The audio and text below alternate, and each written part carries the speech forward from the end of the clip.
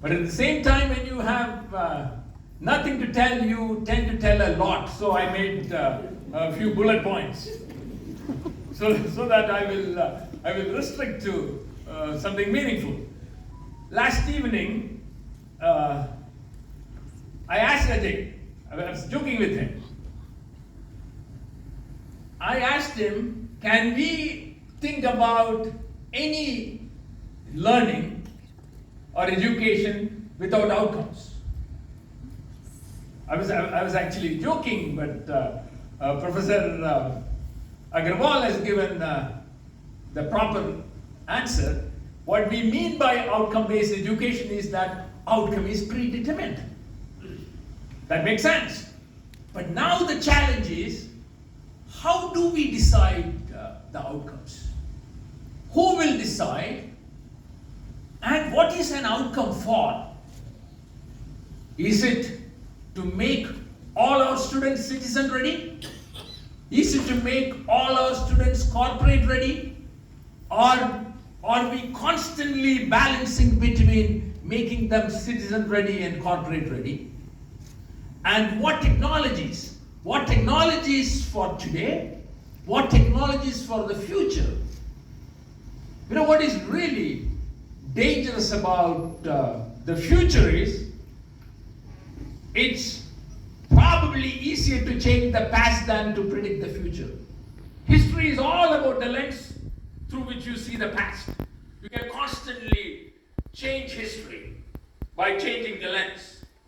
But thinking about the future is a lot more challenging, and we determine, define, and direct outcomes based on our understanding of what is going to happen in the future.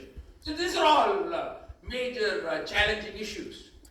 But then comes to measurements.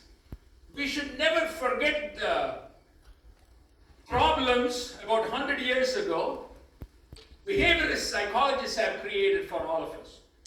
Behaviorist view was that when learning human behavior, if you cannot measure, you ignore. One more time.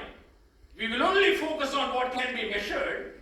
If something cannot be measured, you ignore, and that is the most dangerous assumptions they have had. There are so many things we cannot measure, but they are very important. So they later started talking about emotional intelligence, they started talking about all sorts of things, difficult to quantify and measure, but still deeply meaningful. So when we think about outcome-based education, deciding the outcome itself is a challenge. Then the challenge is measurement. You know what we get into as scholars, when we think about measurements, we get into this mode of being scientistic, not being scientific. You know what's the difference between being scientific and scientistic? Being scientific is when you have good scientific understanding, set of principles to make sense of what is happening. But when you do not have that, you kind of act like you are being scientific. That phenomena is called being scientistic. So we need to seriously come out of this act of being scientistic to be scientific, and when you reach the limits of science, you need to go into this idea of science, practice, and philosophy. So I think I should not keep going. Finally, we always talk among our colleagues here on campus. We need to get into this journey of excellence. What is that journey of excellence? It's all about wanting to do it better than before. It's not about achieving quality, it's not about achieving perfection.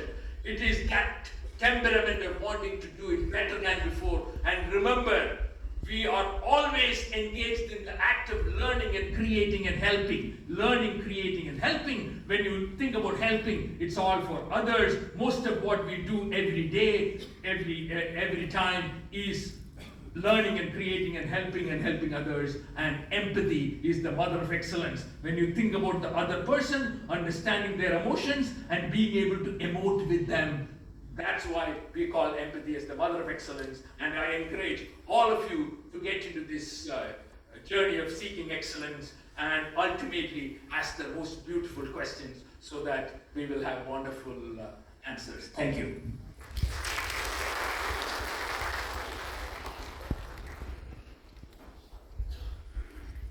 Thank you, sir, for your enthusiasm instilling and enlightening address.